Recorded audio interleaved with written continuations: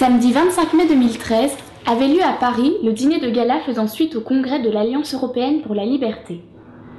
Animé par Ludovic Dedanne, conseiller aux affaires européennes du Front National, ce dîner fut l'occasion pour les représentants de chaque parti de prendre la parole.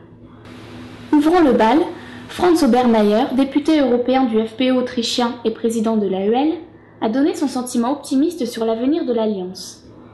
Puis, Madame Sharon Elul-Bonnici, de Malte, secrétaire générale de l'AEL, a présenté l'Alliance européenne pour la liberté.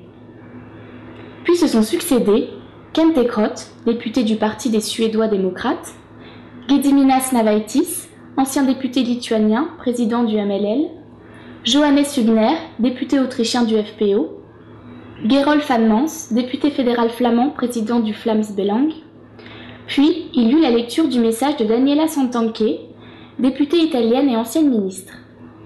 Ce fut enfin le tour de la présidente du Front National et vice-présidente de l'Alliance européenne pour la liberté, Marine Le Pen, de prendre la parole. Bien, mes chers amis, je crois que pour certains, vous n'imaginez pas le bonheur qui est le mien de cette rencontre de travail de cet après-midi et de ce dîner amical ce soir. Je remercie évidemment tous ceux qui ont pu se déplacer, tous ceux qui se sont excusés de leur absence. J'ai grand bonheur à vous recevoir dans cette superbe capitale qui est si chère à nos cœurs de Français, car elle est si belle, comme les vôtres de capitale, et pourtant elle souffre. Elle fut, il y a quelques jours encore, défigurée par des hordes, des razzias, de barbares, de voyous, cassant, brûlant et frappant tout sur leur passage, comme Bruxelles est défigurée, comme Londres est meurtrie, comme Athènes est ruinée.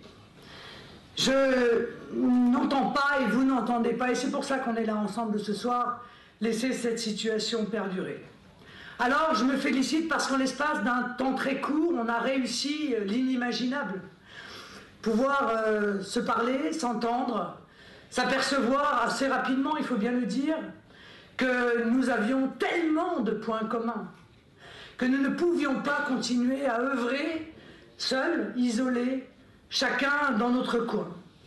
Nous avons fait des progrès constants dans cette synergie de nos actions politiques, mais aussi dans notre efficacité, mais aussi dans l'amitié, qui aujourd'hui, je crois pouvoir le dire, nous lie les uns aux autres.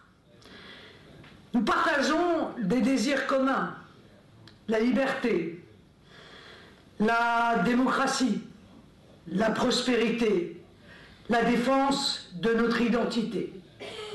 Et nous subissons, l'actualité nous le dit chaque jour, ce militaire qui vient d'être à la Défense dans un quartier à Paris, agressé par un islamiste radical, nous le dit aussi, nous vivons les mêmes malheurs, nous subissons les mêmes maux.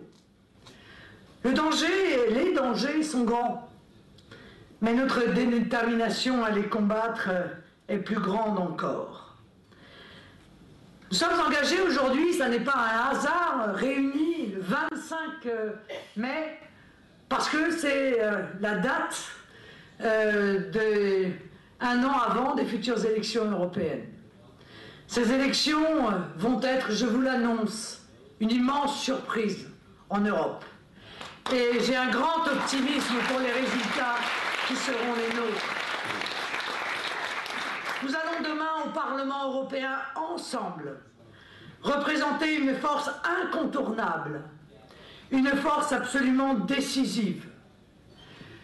Je voulais ce soir peut-être me faire notre porte-parole, et je le ferai demain avec nos amis du bureau de l'Alliance européenne des libertés lors de la conférence de presse, pour dire à tous que nous ne nous soumettrons jamais à cette Union soviétique européenne,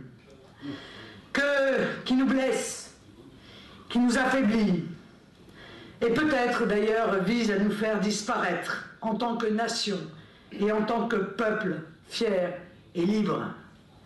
Que nous n'accepterons pas que notre seule liberté soit en quelque sorte de choisir le coin de la prison dans lequel on va accepter que nous mettions notre paillasse. Que nous lutterons de toutes nos forces contre la promotion de cette mondialisation sauvage qui s'apparente à un néo-esclavagisme qui réduit l'homme à n'être qu'un consommateur ou un producteur.